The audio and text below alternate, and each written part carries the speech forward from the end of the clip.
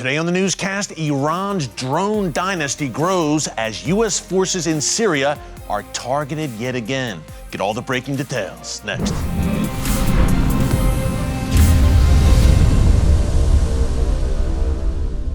Hey folks, Erick Stakelbeck here. Welcome to the Watchman Newscast. Filming one more day here in Tustin, California at TBN Studio.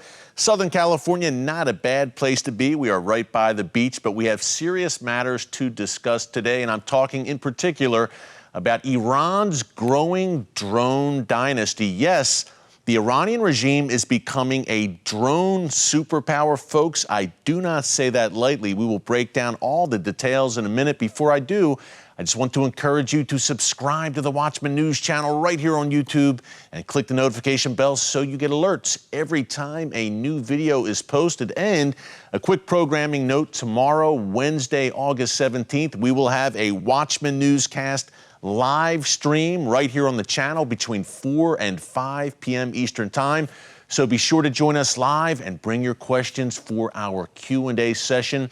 It's going to be good. What is not so good is what Iran is up to right now with their unmanned aerial vehicle program, UAVs, better known here in the newscast as drones. Yesterday, Iran kicked off what it's calling a 2-week drone tournament, military drone tournament, which includes, of course, Iranian forces, but also forces from Russia, Belarus, and Armenia. On the ground right now, representatives from those three countries, along with their Iranian counterparts. And until August 28th, 2 solid weeks, the 4 countries will participate in this so-called drone tournament. Iran is calling it its Falcon Hunting competition. And what it is essentially all 4 countries are rolling out their drone hardware. We're in particular using, I should say, Iranian drone hardware, military drones, attack drones, reconnaissance drones, drones of all shapes and sizes that are rolling off the Iranian assembly lines, as we have documented here for you on the newscast.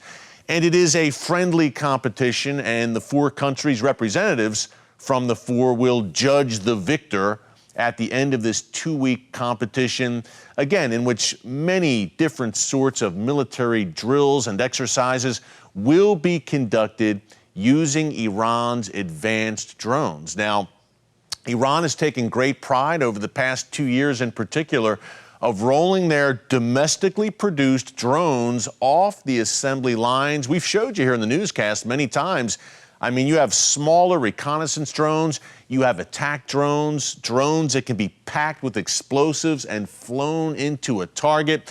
Iran has put a very large emphasis on expanding that drone program. They see it as the future of warfare, particularly in their region, the Middle East, and they are using and sharing that drone technology with their proxies like Hamas, Hezbollah, the Houthis in Yemen, the various Shia militias in Iraq and Syria, all the beneficiaries of Iran's drone program. Again, they take great pride in it. They are frequently holding large-scale drone drills and military exercises, and this so-called Falcon Hunting competition is just the latest. Now, I think the most troubling aspect of this, beyond the sheer growth of Iran's drone program and their use of drones throughout the region, is the participation of Russia.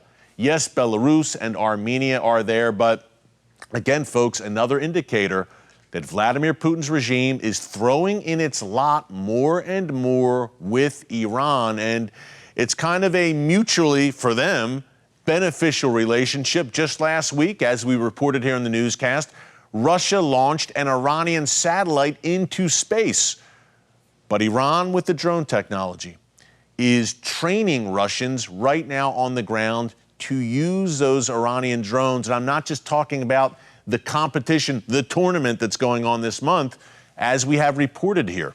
Iran is supplying Russia with hundreds of Iranian-made drones that Russia will use in its war on Ukraine. And again, Russian military members on the ground being trained by Iranians in the use of those very drones.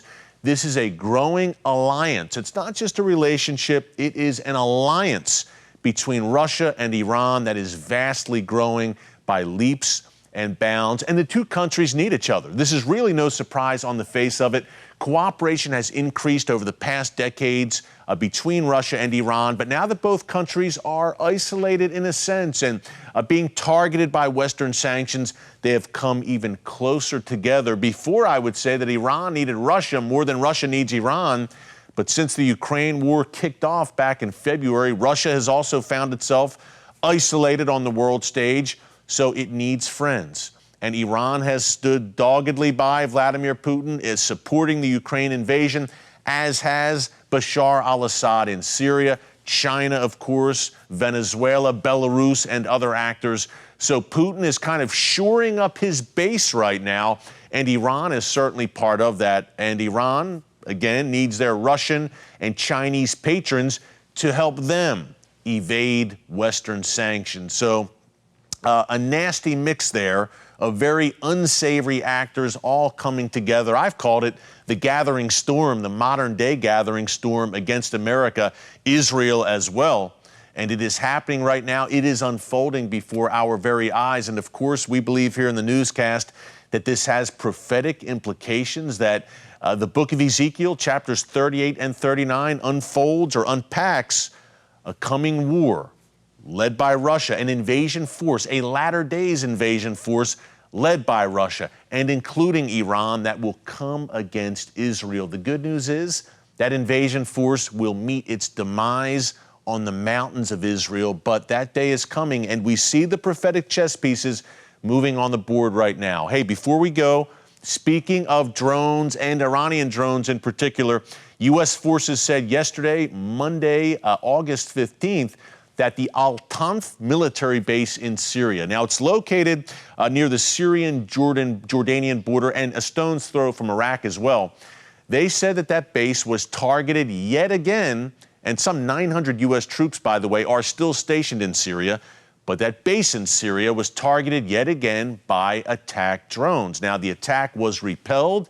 It was multiple drones, according to U.S. forces there, and we don't know who did it, but clearly all eyes on Iran once again. Those Iranian-backed Shia militias in Iraq and Syria have a long track record of launching drone attacks against U.S. forces in the region.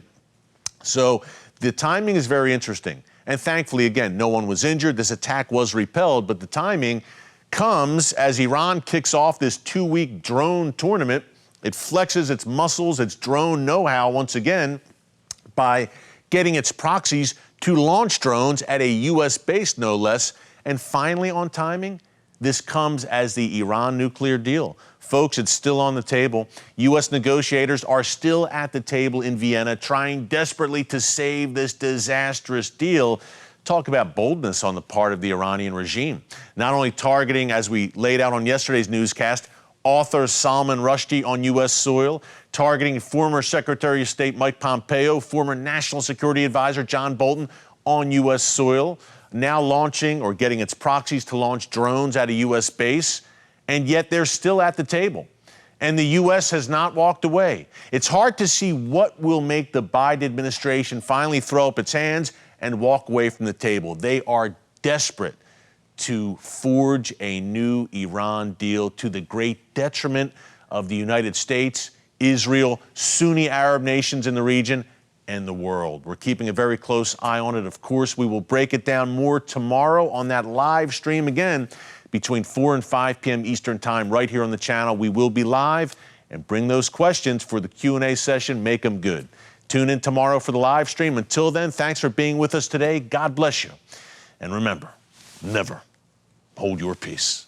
Hey everyone, thanks for checking out the Watchman Newscast. If you enjoyed this episode and want to see more, make sure you go ahead and hit the like button, click subscribe, and tap the bell icon to turn on notifications for new Watchman Newscast episodes every weekday.